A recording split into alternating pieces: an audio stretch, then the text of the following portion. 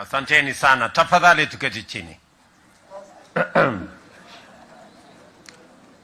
Viongozi wetu wa kanisa, maaskofu mlio hapa,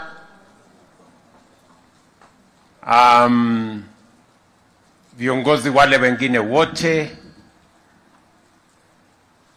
Bwana Deputy President, mawaziri, magavana, wabunge, ndugu wananchi wa hapa Elgeyo Marakwet, hamjambo. Piga Elgeyo Marakwet, chamge. Bwana Yesu asifiwe. Tumsifu Yesu Kristo. Hebu tusalimiane hivyo. Bwana Yesu asifiwe.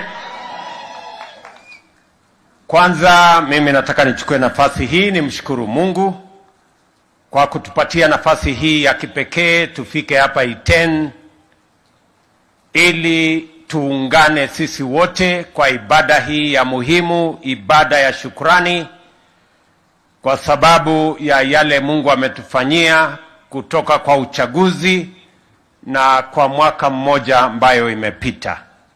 Asanteni sana viongozi wetu wa sehemu hii na asanteni sana maaskofu wetu kwa kutuandalia hii ibada ya shukurani. Tunawashukuru sana watu wa Elgeyo Marakwet kwa kusimama na sisi, kwa kura zenu na kwa kutuombea.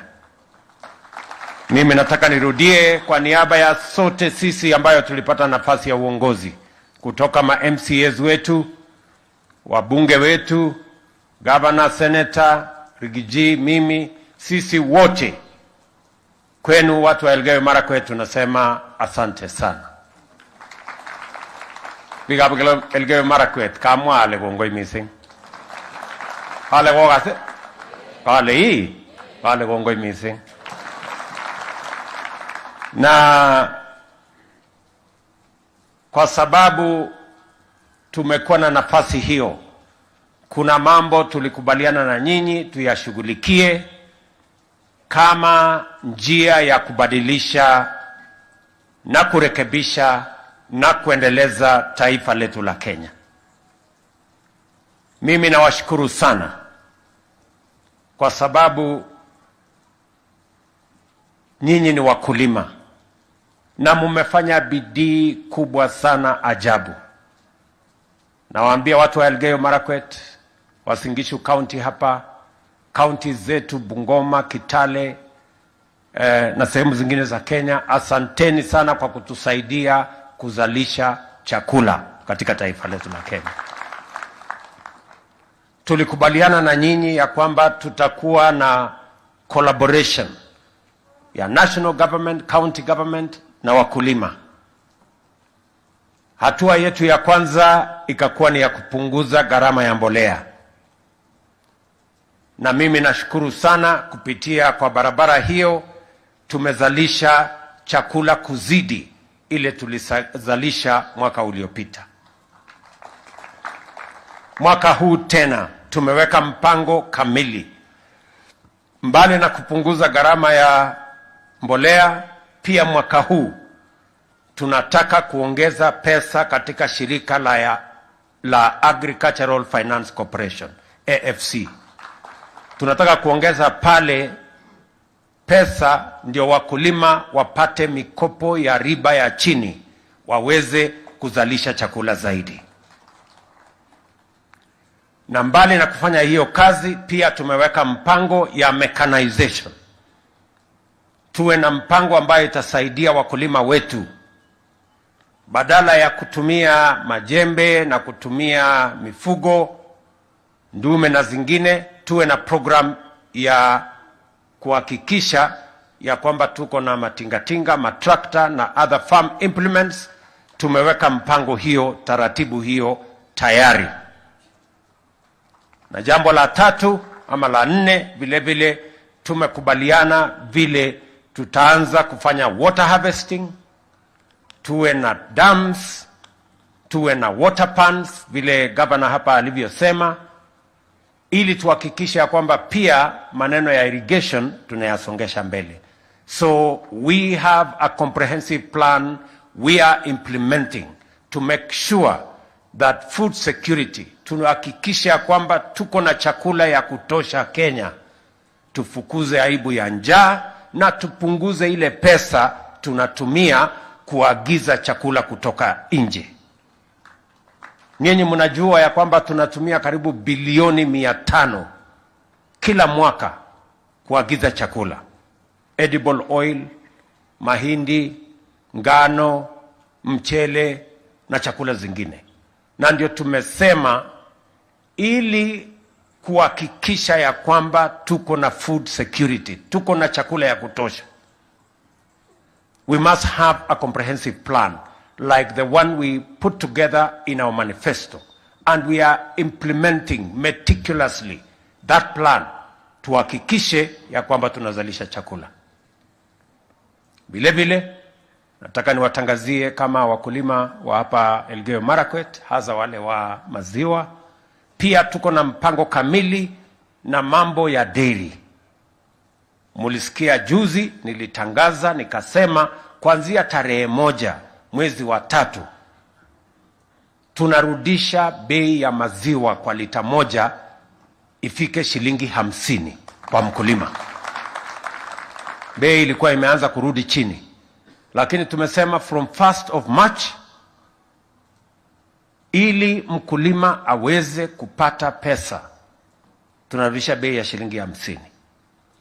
Vile vile tunasaidia kampuni ya KCC to modernize. Nilienda India, tukakubaliana, tukapata pesa karibu bilioni 37 ya modernization ya our agricultural sector. So hiyo mpango iko mbele na tunataka tuhakikisha kwamba Kenya yetu tunazalisha chakula ya kutosha, and we reduce our food import bill from 500, by God's grace, in 5 years we want to bring it down by half, and in 10 years we want to eliminate the importation of any food items in Kenya, because we want to grow it here at home. Na mimi nawashukuru sana wakulima hapa Elgeyo Marakwet kwa sababu nyinyi mko mstari wa mbele katika hiyo majukumu na katika kuzalisha chakula. Vile vile tulikubaliana na nyinyi ya kwamba tutahakikisha ya kwamba watoto wetu wote wanasoma.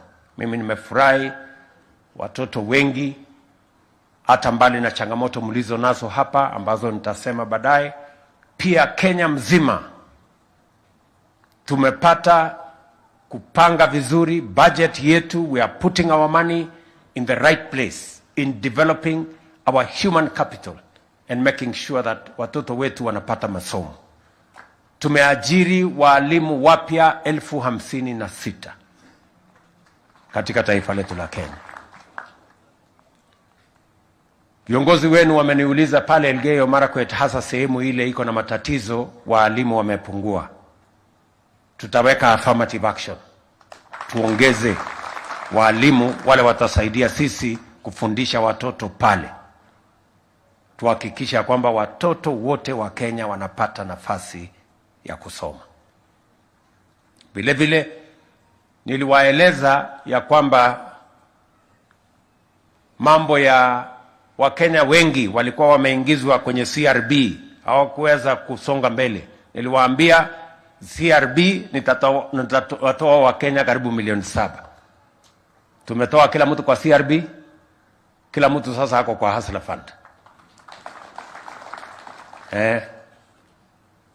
Ako ndo sisi, ako tinye chepkondo kwa Hustler Fund. So kila mtu hapa hako na pesa ya Hustler Fund kwa mfuko wa simu. Wale watu wako na pesa ya Hustler Fund nione kwa simu. Unaona sasa hii dunia. Lakini wale hawajaweka mkono juu na niko najua shida yao. Wamechukua pesa lakini hawajalipa. That's the problem. Lakini mimi nawapongeza watu wa Elgeyo Marakwet. Hapa repayment ya Hustler Fund ni 82%. Na mimi nataka niwatangazie tukienda mbele mwaka huu tunaongeza pesa ya Hustler Fund ambayo itaenda kwa masako, ambayo itaenda kwa groups, ili tuhakikisha kwamba kila mtu anapata pesa ya kuendesha biashara ambayo iko na riba ambaye mwananchi wa kawaida anaweza kukimu. We are going to make sure that we do that together. Vile vile tumekubaliana ya kwamba wale wazee wakongwe ambao the vulnerable, wale mayatima ambao wako katika cash transfer, orphans ambao wako katika cash transfer, wazee ambao wako katika cash transfer, walikuwa wanangoja pesa yao miezi 6, miezi 4, miezi 5. Niliwaeleza ya kwamba tutabadilisha na itawezekana wakati tunalipa mishahara ya wafanyikazi wa serikali, tunalipa pesa ya cash transfer. Kuanzia mwezi huu, mbali na kulipa kila mwezi, pia tumeanza kulipa sasa kwa M-Pesa. Wewe utakuwa nyumbani, hakuna haja ya kuja kupiga foleni mahali popote, utakutana na pesa yako kwa simu kule nyumbani. Watu wengi walikuwa wanakuja hapa Iten, wanapiga foleni, wanalala hapa, wanatumia pesa nyingi kuja mpaka Iten kuja kutafuta hiyo pesa. Sasa tumebadilisha, we are going to be paying cash transfer kwa simu. Ndio mtu akutane na pesa nyumbani, hakuna haja ya kutumia pesa hiyo kusafiri kwenda kutafuta mahali utalipwa na hiyo pesa. So we want to work together to make sure that we transform our country. Vile viongozi wa hapa wamesema, nimekutana na wao jana, tumeongea mambo ya hapa kaunti yenu na tumekubaliana vile kaunti yenu itasonga mbele. Tumekubaliana mambo ya barabara hizo zote, kuna vile tumekubaliana na wao. Tumekubaliana mambo ya maji. In fact, nimewaambia kwa mambo ya maji ile ilikwama hapa, and I gave a commitment. Niliongea na waziri, ama sio waziri, niliongea na rais wa kule Italy ambayo walikuwa ndio waegezaji wetu, na nimekubali nitaenda na gavana wenu hapa na gavana wa Nakuru mwezi huu. Naenda kule Italy kwenda kumalizana na hiyo kazi. Kwa hivyo nitaenda na huyu gavana wenu, ndio atanibebea ile mfuko ya maneno, makaratasi ya kwenda kusaini huko, na gavana wa Nakuru, kwa sababu tunataka kumalizana na damu ya Itare na damu ya Aror hapa. Tuhakikishe kwamba sehemu hiyo inasonga mbele. Tumekubaliana na wao maneno yale mengine. Mambo ya Kerio Valley tumekubaliana nao. Mambo ya amani, mimi I gave a commitment. Nilisema hii ndio serikali tutamaliza mambo ya banditry hapa chini. Niliwapatia wale wakora notice. Ni wajeuri kiasi kwa sababu wamehangaika hapo 40 years. Lakini I want to commit to you and I want to tell you, Waziri Kindiki, Waziri Duale, Chief of General Staff Bwana Ogola, IG, wote walikuwa hapa juzi. Tumepanga, nimeweka pesa ya kutengeneza mashule, pesa ya kutengeneza barabara, pesa ya kutengeneza bridges, kuhakikisha ya kwamba watoto wetu wote katika sehemu hiyo na wananchi katika sehemu hiyo wanapata usalama. Haya maneno madogo madogo mnaona ni the last kicks of a dying horse. Hii ni maneno ya mwisho. Haya mnasikia bado wanaendelea hapa. Mimi nataka niwaeleze ya kwamba tutamalizana na mambo ya banditry katika sehemu hii. And the people of Kerio Valley, from Baringo, Samburu, Elgeyo Marakwet, to West Pokot, to Turkana, we are going to have peace in this valley. That is the commitment of my administration, and I intend to make sure that I discharge that commitment. Ni kitu imehangaisha hii nchi kwa miaka mingi, lakini there is an end to it in sight. Hii kitu tutamalizana nayo. Tayari tuko na wanajeshi nimeweka hapa, na hawa wanajeshi hawatoki mpaka hii dunia kuwe na usalama. We are moving the military here permanent. In fact, najenga kampi kubwa ya jeshi hapa. Training ya jeshi ambayo inaendelea hapa Moi Barracks, tutahamisha iende kufanyia huko.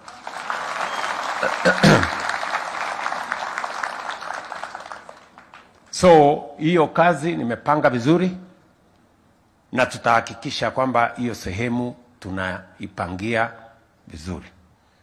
Niliambia taifa letu ya kwamba we are modernizing the equipment our police and security men are using.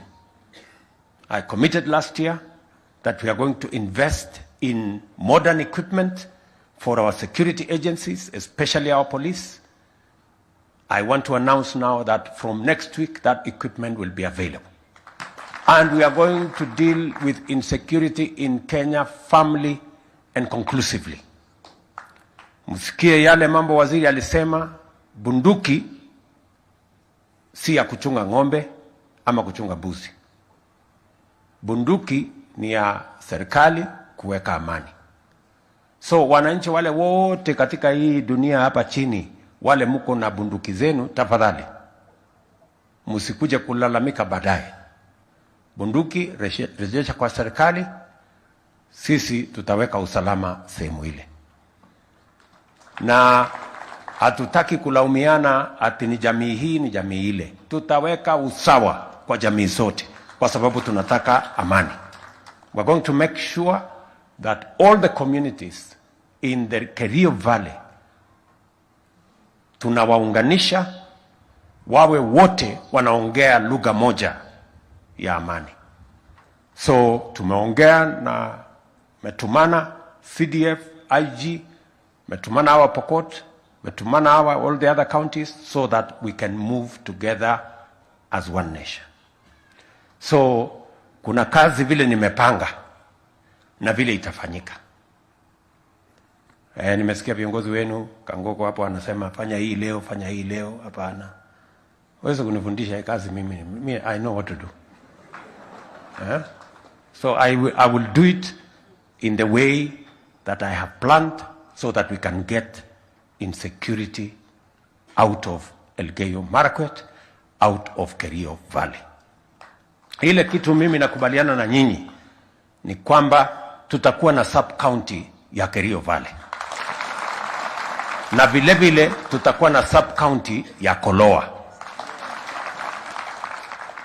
Na nimeshaeleza Professor Kindiki ya kwamba those sub-counties must be operationalized in the next 90 days so that they are functional. Pia tumekubaliana na viongozi IG, tumekubaliana na CDF how to deploy the security agencies. Hakuna haja ya security agencies kukaa kwa maduka. Wataenda in strategic locations along the river, ndio watu waweze kuendelea na biashara zao in other areas. So we have agreed on a plan on how that will happen. So the commitment I want to make to you is that we are going to make sure that Kerio Valley is peaceful, our children are going to school, and citizens are going about their business without kuangaishwa na watu wachache. Pia tumekubaliana na hawa viongozi kuhusu mambo ya stima. Mimi najua stima sehemu hii bado iko chini, na nataka niwatangazie ya kwamba tumepanga na different agencies na different development partners.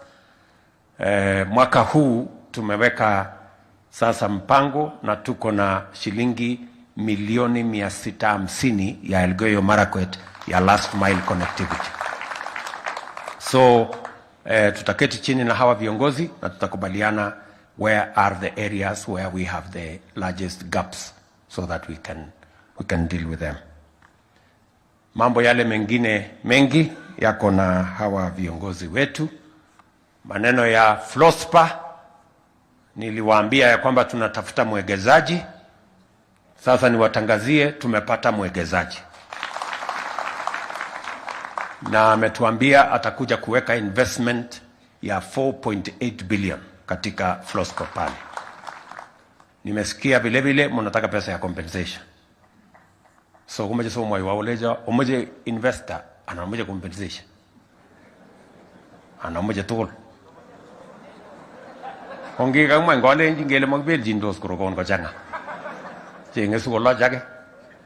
So wacha nitafuatana na hawa viongozi wenu ndio nitajua vile hiyo compensation vile itakaa, lakini ya kwanza ni tulete investor, si ndio? Aanze pale, hawa vijana kwanza tuwapange na ajira, alafu hiyo mambo ya compensation ni kati yangu mimi na nyinyi, nitapagana na nyinyi. Tunaelewana? So there are just a few items na nitamwambia county government what they need to do to sign hiyo contract, huyo investor akuje pale tuendelee na biashara, kwa sababu ndio njia moja ya kuweka rasilimali katika taifa letu la Kenya na kujenga utajiri county hii na katika taifa letu la Kenya. Vile vile mambo ya mazingira, hii county ilikuwa karibu 38% coverage ya forest, imeenda chini by 10%, almost 29. Mimi nataka, na mzuri waziri Nakhumicha ako hapa, yeye ndiye anaongoza harakati hiyo katika county hii yako ya Elgeyo Marakwet, tashikana na hawa viongozi. It is now our plan, tuko na Kaptagat forest, tuko na Elgeyo forest, tuko na Cherangany forest, ngambo ile Cherangany hills. Hizo forest tatu, we want to make sure that we have a clear program on how we are going to ensure that we conserve, lakini vile vile tuwe na ile mpango ya 15 billion trees kila sehemu ya Elgeyo Marakwet tupande miti. So tutakubaliana na nyinyi, nimemobilize vijana wa NYS na wale wengine, Kenya Forest Service, KWS, wanajeshi wetu wanatusaidia kuweka miche ndio tuweze kuendelea na hiyo kazi. Na wakati tunafanya hivyo, vile vile tuchunge mambo ya escarpment. Watu wengi mulisikia hapa kulikuwa na cut line ya Spencer. Pale chini nilienda Embobut, tulikubaliana chini watu wote wahamie chini ya barabara. So nataka tuheshimu hiyo. Na mimi nataka our forest department and everybody else, we work together. Tunahatarisha maisha ya wananchi wengi wanaoishi mahali hatari, hasa katika mambo haya ya mvua kubwa. Hatutaki landslides hapa. Tulikuja hapa chini, mambo ya landslide ikiwa imeumiza wananchi wengi. We do not want to go back to that kind of incidences again. Mimi nawauliza ninyi nyote, mahali umeambiwa cut line ni hapa, usikue mjuaji, usikue mjeuri, fuata ile tumekueleza, kwa sababu tunajali maisha ya wananchi. So chiefs, the provincial administration must enforce the cut line so that we protect the lives of citizens. Tuhakikishe ya kwamba watu wanaishi mahali ambapo haina hatari ya wao kupoteza maisha yao kupitia kwa mambo ya landslides. I hope the county government and the county administration is here. Wewe bwana RC, fuatilie so that we protect the lives of these citizens. Wakati tunaweka mambo ya mazingira, vile vile tunaweka kazi hiyo ifanyike kwa taratibu na kwa njia inayofaa. Mwisho, mimi nataka pia niwaambie ya kwamba hapa Iten pia tuko na mpango ya affordable housing. Tuna award contract ya kwanza. Mimi nimehangaika sana kutafuta mahali ya kujenga manyumba hapa Iten. Tunajenga nyumba 20,000 Eldoret. 5,000 ya Elgeyo Marakwet hapa tumekosa mahali ya kujenga, kwa sababu kuna land grabbers. Na mimi naona hata wengine wako kwa hii mkutano.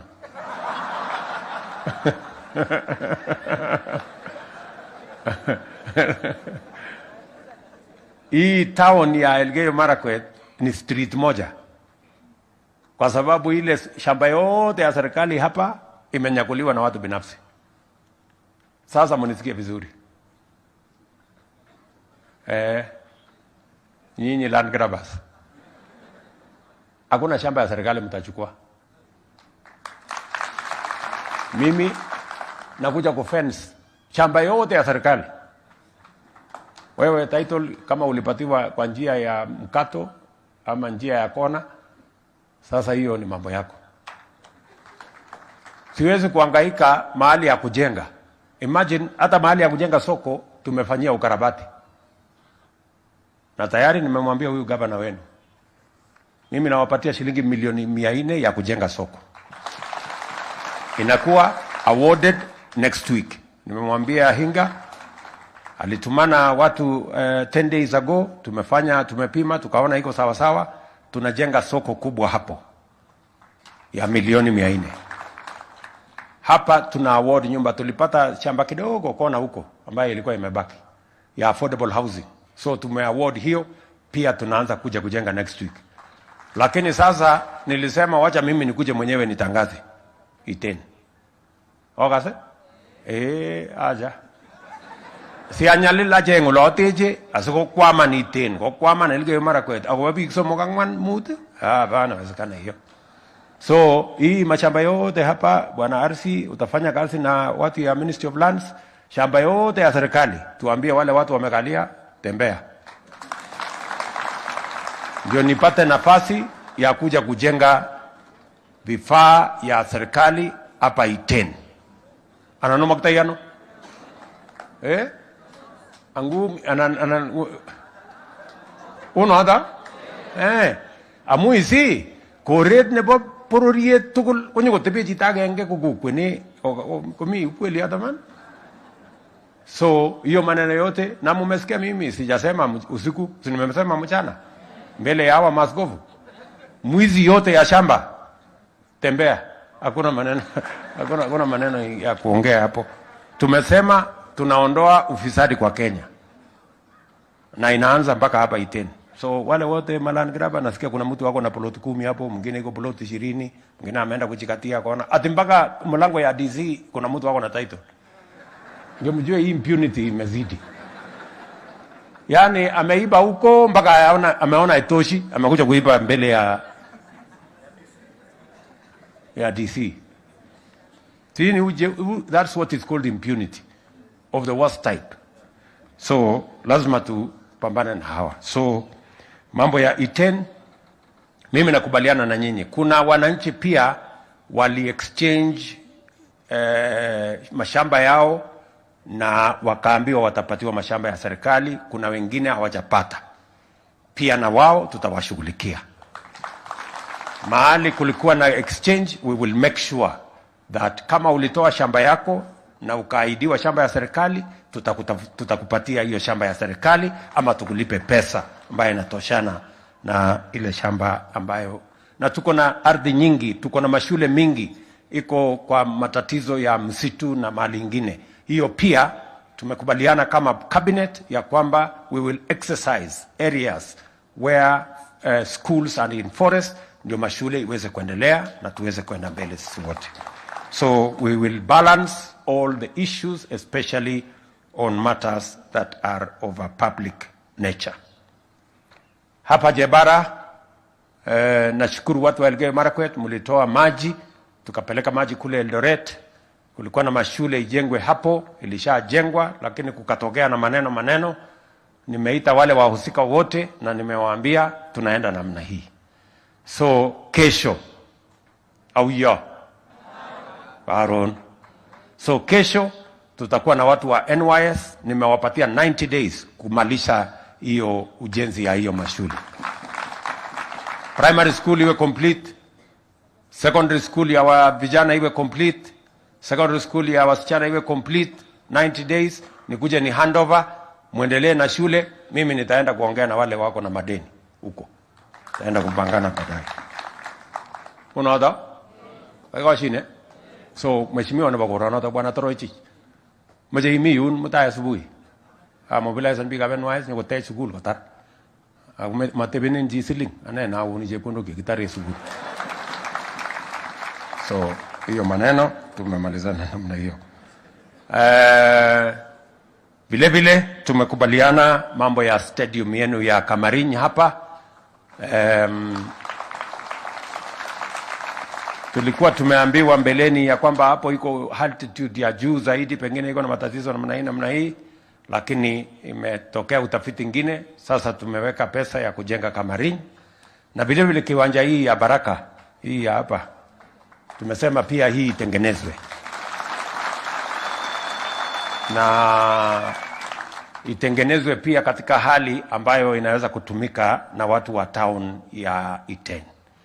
Mahali ya kupumzika, iwekwe garden mzuri, iwekwe nini mzuri, na ibakishe sehemu kidogo ya sisi kufanyia mkutano. Ndio changanyike hapo ndani. So mtapanga vile kazi hiyo itaendelea. Tuko na shughuli nyingine, tuko na mambo mengine mengi ambayo ningesema, lakini mengi tumeongea na viongozi wenu.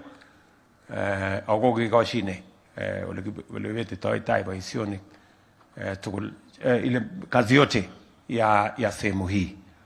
Mimi nataka nimalizie kwa kuambia watu wa Elgeyo Marakwet, asanteni sana kwa ile shughuli mnaendelea kufanya. Gavana wenu ni mtu ananisumbua sana kila wakati kuja kunihangaisha. Hata hii County Aggregation and Industrial Park nimekubali, tutaweka pesa kidogo ya kusaidia nyinyi kununua hiyo ardhi. County government itaweka pesa kidogo, na alafu tumekubaliana vile tutajenga hiyo County Aggregation and Industrial Park. Kipsoen hapa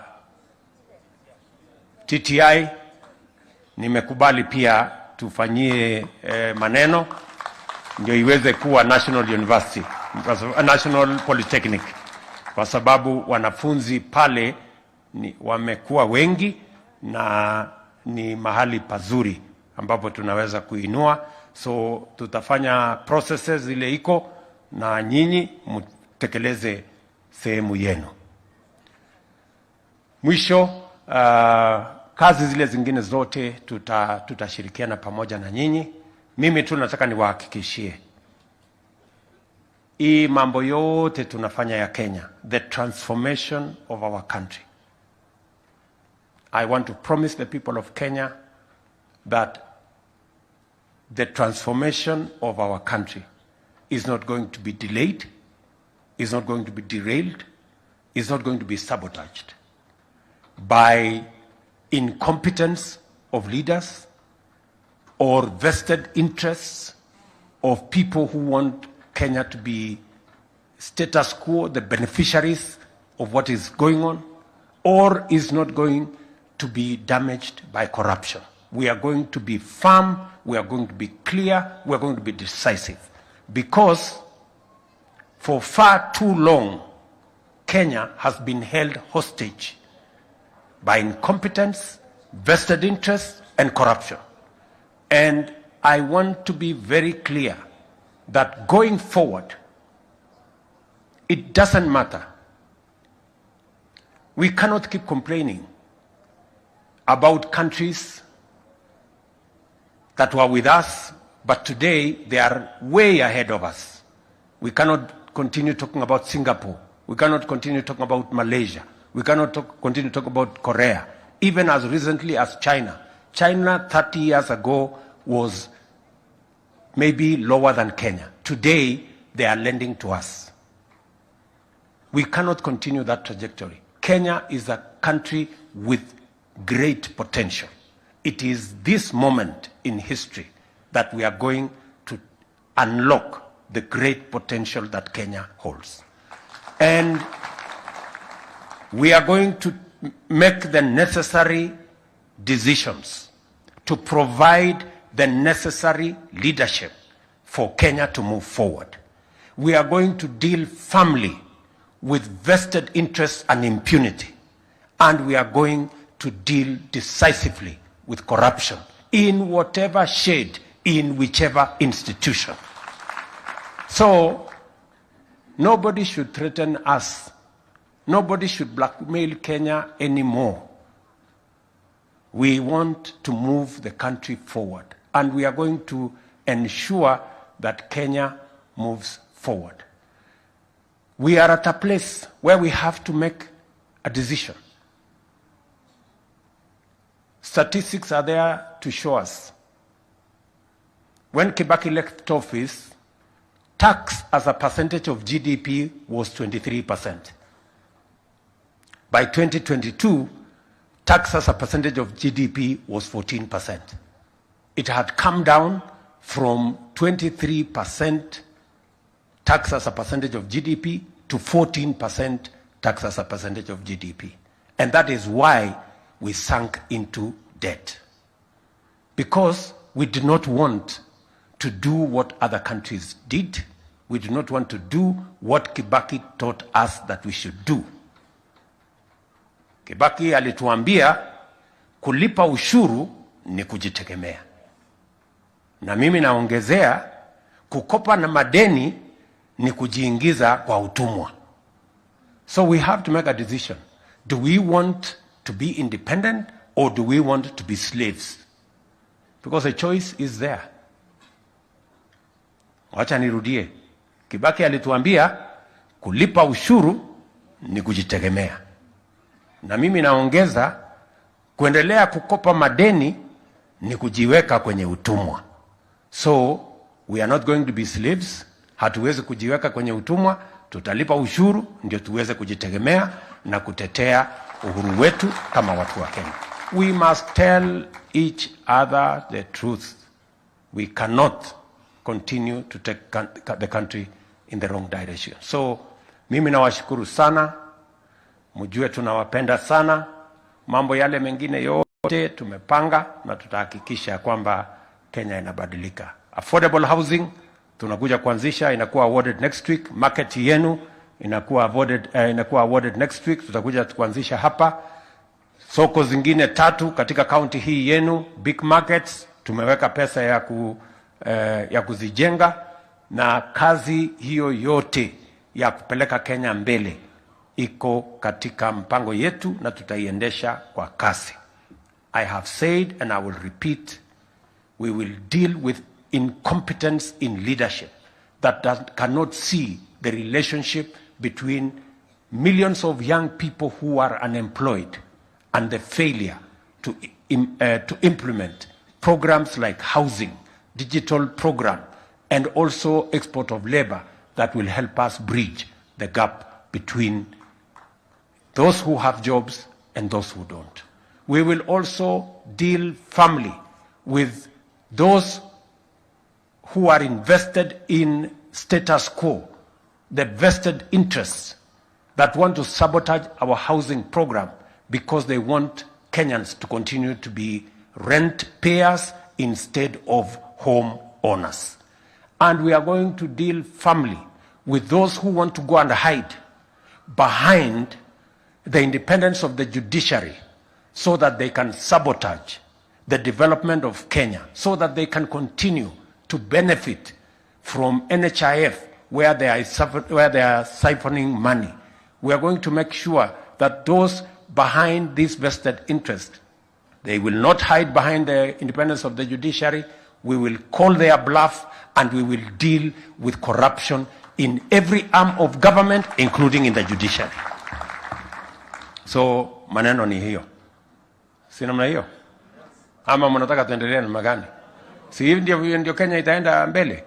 Tuachane na uzembe ya viongozi, tuachane na matepeli wa vested interest, na tupigane na ufisadi. Hivyo ndio Kenya itaenda mbele. So Bishop, asante sana, umetufundisha vizuri. Maaskofu wale wengine, muombee taifa letu la Kenya. Sote kama wa Kenya tuungane sisi wote kwa manufaa ya taifa letu la Kenya. There is nobody who is going to benefit from impunity. There is nobody who is going to benefit from encouraging vested interests or from corruption. We will all become losers. Therefore, we must be firm, we must be forthright, and we must collaborate and work together, all of us as Kenyans, so that we can transform our country and move Kenya forward. So, asanteni sana, Mungu wabariki, nawapenda sana. God bless you. Have a great year ahead. Asante. Asante sana.